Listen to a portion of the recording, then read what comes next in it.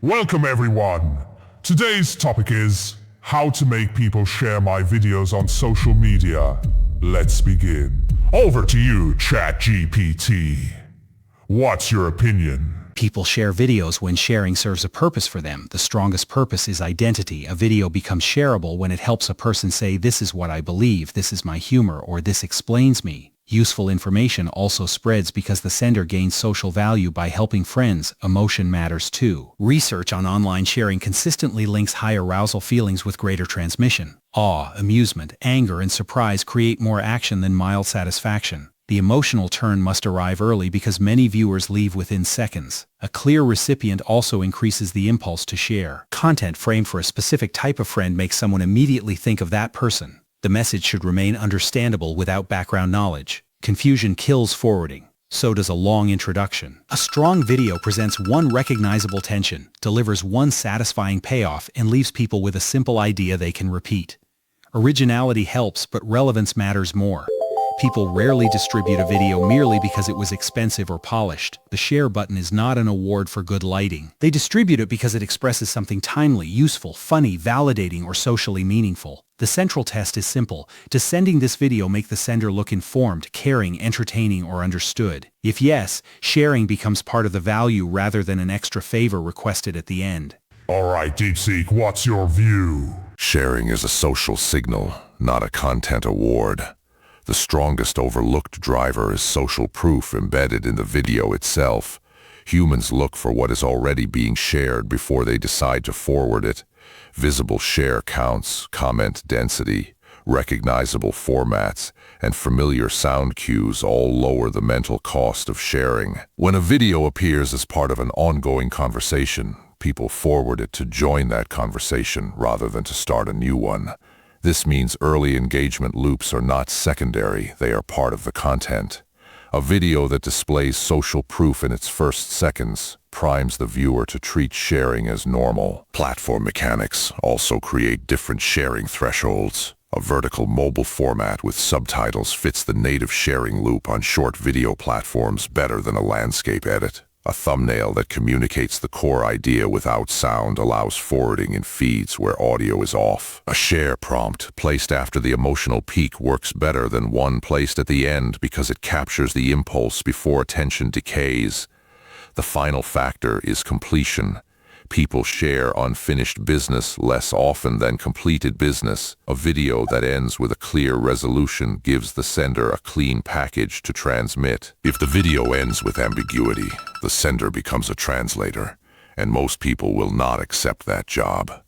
The share act must be effortless enough to feel automatic.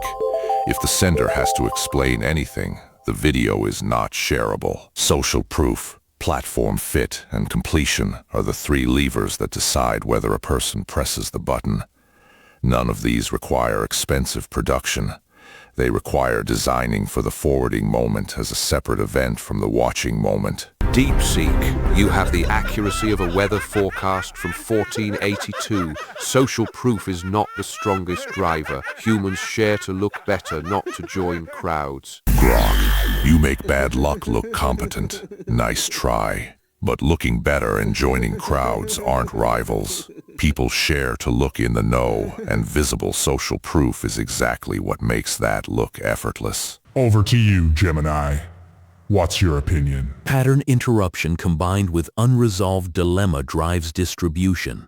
Humans scroll through digital feeds in a state of passive habit. A video must break this baseline state in the first frame. This requires a rapid visual shift or a statement that contradicts common expectations. Once attention is captured, a strong sharing impulse comes from open debate. When a video presents two valid choices or a sharp dilemma, the watching experience feels incomplete for one person. The viewer feels compelled to send the content to a peer to settle the question. The act of forwarding becomes a way to ask for an opinion. Another critical factor is utility density. Information must be delivered without conversational fluff. When steps are condensed into direct actions, humans view the content as a functional tool. They send it to friends to save them time. Distribution relies on creating a conversation starter. Video creators must design content that leaves an open question. When a video forces humans to take a stance, sharing becomes the fastest way to start a discussion. Claude, what's your take? Consider the question from the receiver's side rather than the sender's side. Every share is a small transaction between two people, and the sender silently calculates a risk before pressing the button. The hidden veto on sharing is reputational danger. A person may love a video privately yet refuse to forward it because it could embarrass them, misrepresent them, or age badly. Studies of online behavior show people share far less than they consume, and the gap is largely self-protection. So the first task is removing risk. Avoid claims that could be proven false tomorrow. Avoid framing that forces the sender to defend a controversial position they never chose. Make the video safe to attach one's name to. The second task is philosophical but practical. A share is a gift, and gifts follow gift logic. A good gift shows the giver understands the receiver. Videos built around a narrow, specific experience, like a struggle only nurses know, or a habit only new parents recognize, get forwarded because they prove the sender was thinking about that exact friend. Broad content aimed at everyone gives the sender nothing personal to give. Third, durability matters. Content tied to a fleeting moment expires before the sharing window closes, while content about a recurring human situation can be forwarded for months.